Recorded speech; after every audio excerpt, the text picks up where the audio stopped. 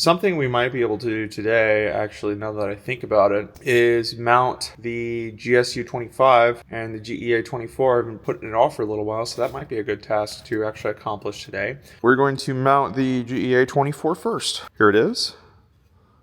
Very pretty. And we're just going to mark these holes and drill through the battery box, stuff in the battery box. So I have some shock absorbers. I did find them. They were on the other wing. I think I've shown you guys these before, but essentially these are little shock absorbers. So how they work is pretty simple. These are, I believe, 632 or 832 threads. But this just will go through the firewall. This will mount with a self-locking nut. GEA 24 will be threaded into this like so. I don't really need to shock mount the GEA 24. Technically, I don't even need to shock mount the GSU 25, but it does make the GSU 25 a tad bit more accurate, less error prone, so we're just going to do it. So I don't see anything on the battery side. We definitely broke through. I think maybe there's just an insulating layer in between the firewall, or not the firewall, the battery box and that, so I think we just have to go a little bit further. So now I suppose we continue drilling till we break through. Okay, that felt like it broke through.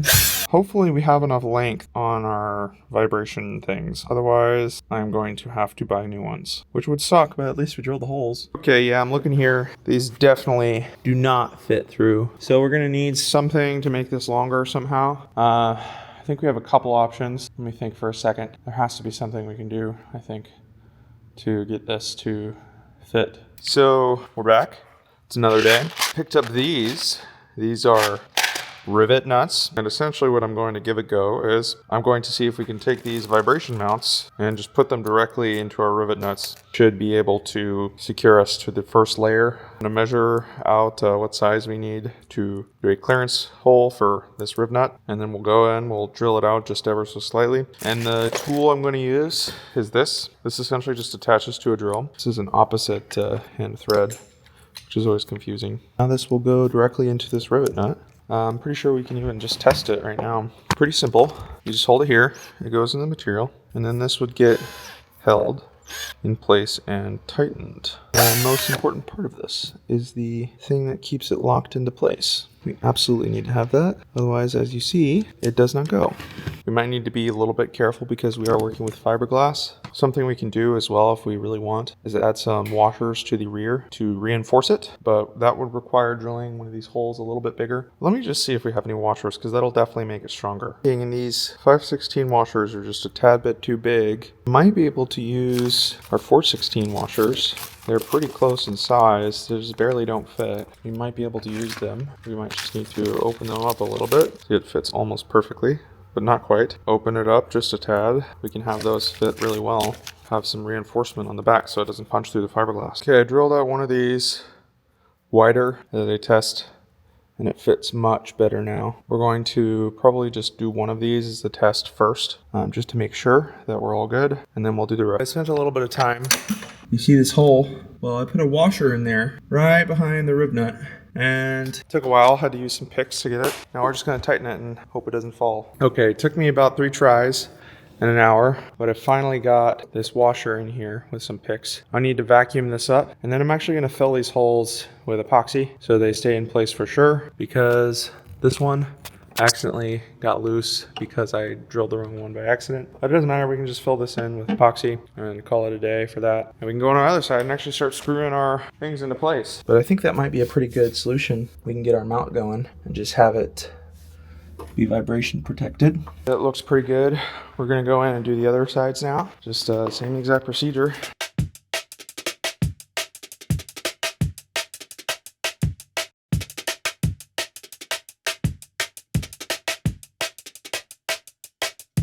I was in luck. I had some number 10 screws that I thought might work, but they were actually 1024, not 1032. Luckily, I had some AN3 3A screws laying around, so I just tested these. If I add one washer, it should be enough. So I just got those here, and we're just going to install those and put some Loctite on them. Although actually, technically I don't even think you need Loctite, because if you look at the bottom here, it's actually coated completely, the threads are coated completely in rubber. So I don't even think it's necessary, but I'll just put it in just for sobriety's sake. And yeah, we'll just go get those in there real quick and then mount the GEA 24. I always take my shoes off before I get in because I don't want to scratch up the paint. Okay, so we're in, have our GEA laying over there. Let's just install this puppy. Put these into place as much as we can get them. Oh, let's put some thread locker in these as well. The threads for these. I have these ratchets with these pivoting heads. Makes it a tad bit easier. Bolt is our sacrificial tapping bolt. It's essentially going to resize the thread a little bit because it just got ever so slightly smushed. So this bolt, once we're done with it, it's trash because we've unfortunately used it sacrificially.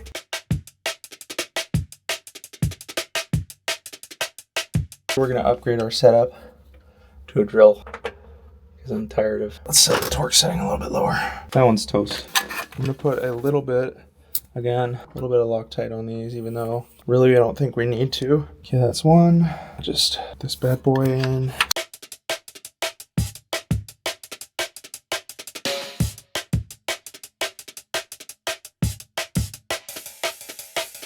See if our ratchet fits. No, it doesn't. We have to manually tighten all of these. Great. Such is life. It's on there pretty sturdy. You know, when I shake this, it shakes the whole plane, but it is vibration isolated. What we need to do is do the same for the GSU 25, and hopefully we just won't fuck it up this time, so we have to spend an hour fixing shit. So yeah, let's just not over tighten these into fiberglass. I want to mount the GSU. I want to take off some of these lines.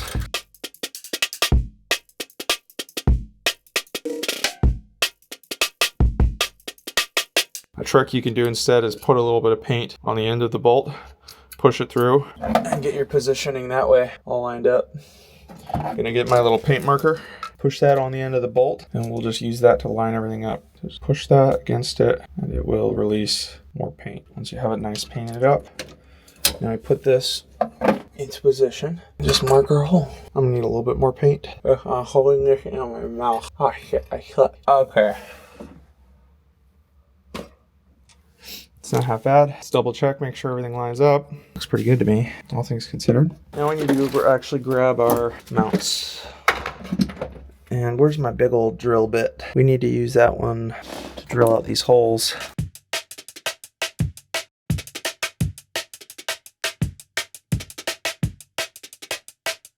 Like a balance between too much and too little drilling. That is, spur it a little bit so these will go in.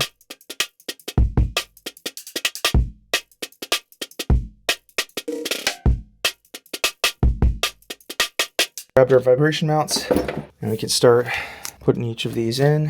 Where did I put? Huh? I dropped it. Okay. I was like confused for a second. I was like, where the hell did it go? Okay, I got all of them on there. And we're just going to take our Garmin unit in our little goodie bag, which I placed somewhere over the rainbow way up high. Where the hell did I put that? Here it is. And we're just going to screw everything in. Loctite is necessary for these threads, but never hurts.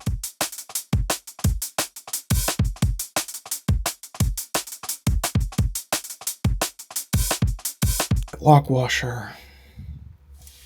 That goes as such. Lock washer and overkill amount of anti-vibration. Lose this, bad things occur. So that's why I'm being extra cautious. Okay, yeah, we have a lot of tolerance here. Apparently it needs to be within 1 degree of the longitudinal or lateral axis of the aircraft. That is to say, it needs to be mounted as such, but we have 30 degrees this way, so we could have mounted this at a 30-degree angle and it would have been fine. Yeah, I think we're pretty good. We do have to calibrate it at some point. This is the cut myself on the metal thing here.